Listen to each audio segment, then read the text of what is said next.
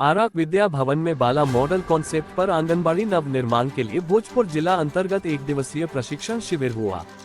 अध्यक्षता ग्रामीण विकास अभिकरण के निदेशक प्रमोद कुमार ने किया।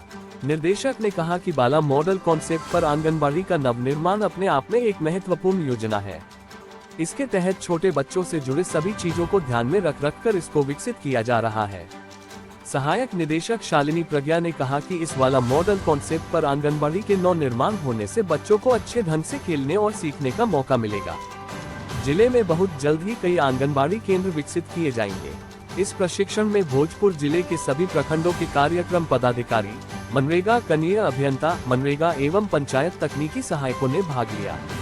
कार्यक्रम को सफल बनाने में MIS ऑफिसर राजीव रंजन और अंकेक्षण सहायक निशा कुमारी की अहम भूमिका रही।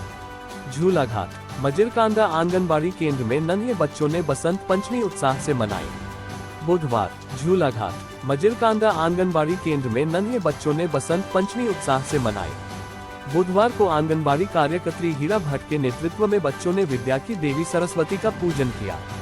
इस दौरान उन्होंने मोटे अनाज, जौ, गेहूं, सरसों के फूलों से रंगोली भी बनाई। बसंत पंचमी को लेकर बच्चे खासा उत्साहित नजर आए। रांची आंगनबाड़ी सेविका सहायिकाओं ने आंदोलन करने की चेतावनी दी। सेविका सहायिका मांगों को लेकर आंदोलन की भी घोषणा करेगी। इस मौके पर प्रदेश अध्यक्ष ने कहा कि पूरे देश में 13 लाख आंगनबाड़ी केंद्र हैं। 27 लाख आंगनबाड़ी सेविका सहायिका हैं। रांची झारखंड प्रदेश आंगनबाड़ी वर्कर्स यूनियन के तत्वावधान में रविवार को आंगनबाड़ी सेविका और सहायिकाओं का महासम्मेलन हुआ। इस मौके पर प्रदेश अध्यक्ष बालमुकुंद सिन्हा ने कहा कि केंद्र सरकार नाइंसाफी कर रही है। अगर आंगनबाड़ी सेविकाओं और सहायिकाओं की मांग पूरी नहीं हुई तो इसका असर चुनाव में पड़ेगा। सेविका सहायिका मांगों को लेकर आंदोलन की भी घोषणा करेगी। इस मौके पर प्रदेश अध्यक्ष ने कहा कि पूरे देश में 13 लाख आंगनबाड़ी केंद्र हैं। 27 लाख आंगनबाड़ी सेविका सहायिका है।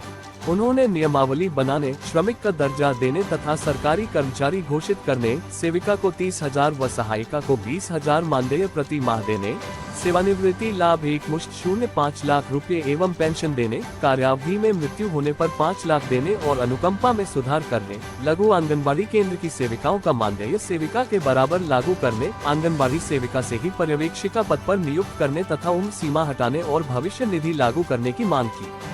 गौरेला आंगनबाड़ी में फर्जी दस्तावेजों के जरिए नौकरी का आरोप, कलेक्टर से जांच की मांग। गौरेला पेंड्रा मरवाही जिले के आंगनबाड़ी केंद्र में फर्जी प्रमाण पत्र के सहारे नौकरी करने का मामला सामने आया है। इस मामले में जांच के लिए भाजयुमो ने कलेक्टर के पास आवेदन दिया है। महिला एवं बाल विकास विभाग में सहायिका के पद पर फर्जी प्रमाण पत्र के सहारे नौकरी का मामला सामने आया है। आंगनबाड़ी में फर्जी प्रमाण पत्र के सहारे नियुक्ति ली गई है। भाजयुमो ने नियुक्ति समिति के विरुद्ध कार्रवाई के लिए कलेक्टर को ज्ञापन सौंपा है। इसके लिए स्थानीय भाजयुमो नेता प्रखर तिवारी ने संबंधित विभाग के साथ GPM कलेक्टर को ज्ञापन दिया है। साथ चयन प्रक्रिया में शामिल अधिकारियों पर कार्रवाई की मांग की है। कहां का है मामला? ये मामला गौरेला पेंड्रा मरवाही जिले का है। भाजयुमो ने GPM कलेक्टर को ज्ञापन सौंपा है। आंगनबाड़ी केंद्र मुढ़ाटिकरा में फर्जी प्रमाण पत्र के सहारे नौकरी करने की शिकायत की गई है। सहायिका शिवकुमारी पोर्ते पर फर्जी प्रमाण पत्र लगाने का आरोप लगा है। शिकायत पत्र में नियुक्ति प्रक्रिया की समिति में शामिल अधिकारियों के विरुद्ध भी कार्रवाई करने की मांग की गई है। आंगनबाड़ी केंद्र मुढ़ाटिकरा में फर्जी प्रमाण पत्र के सहारे नौकरी प्राप्त करने की शिकायत प्राप्त हुई है। इस मामले में शिकायत को कलेक्टर महोदय को प्रेषित कर दिया गया है। जो भी मामले में दोषी होगा उस पर कार्रवाई की जाएगी। अतुल परिहार, जिला अधिकारी महिला एवं बाल विकास विभाग। क्या है शिकायत? भाजयुमो नेता ने ज्ञापन के माध्यम से शिकायत दर्ज की। प्रखर तिवारी के मुताबिक आवेदिका शिवकुमारी पोर्ते ने साल 2011-12 में कक्षा 8वीं सरस्वती शिशु मंदिर गिरवा से पास करती है। वर्ष 2013 में कक्षा 10वीं छत्तीसगढ़ बोर्ड रायपुर से नियमित छात्र के रूप में पास करती है। ये कक्षा 9वीं में अध्ययन किए बिना संभव नहीं है। आवेदिका ने 8वीं की अंकसूची आवेदन करने के दौरान संलग्न नहीं किया। इसके लिए बाद में दावापति करते हुए यह अंकसूची जमा की गई। 8वीं और 10वीं की मार्कशीट में हुए फर्जीवाड़े को विकासखंड स्तरीय मूल्यांकन समिति ने भी नहीं देखा। इसके बाद अपात्र आवेदिका के नियुक्ति आदेश जारी कर दिए। प्रत्येक घर, स्कूल, आंगनबाड़ी में पेयजल आपूर्ति का सर्टिफिकेशन करवाना आवश्यक। पेयजल आपूर्ति से जुड़ी योजनाओं को समय से पूरा करना डीएम की निजी जिम्मेदारी।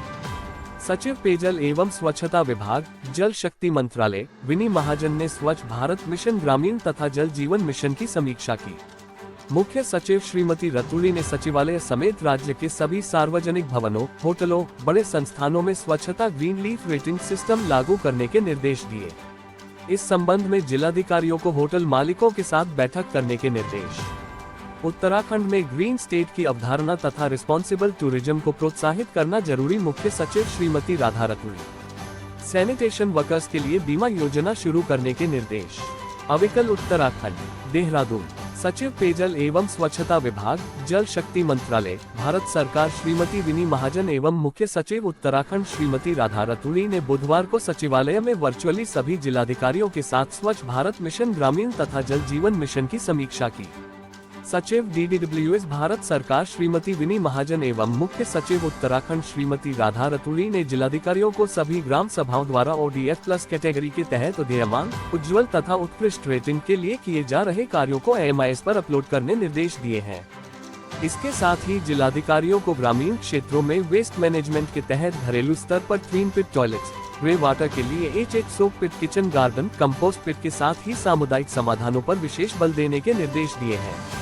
इसके साथ ही जिलाधिकारियों को प्लास्टिक वेस्ट मैनेजमेंट यूनिट स्थापित करने, सड़कों के निर्माण में प्लास्टिक का प्रयोग करने, सैनिटरी वेस्ट मैनेजमेंट के लिए सभी सार्वजनिक स्थलों, पर्यटक स्थानों, होटल, रेस्टोरेंट, होम स्टे आदि में रेड बिन लगाने के निर्देश दिए गए हैं।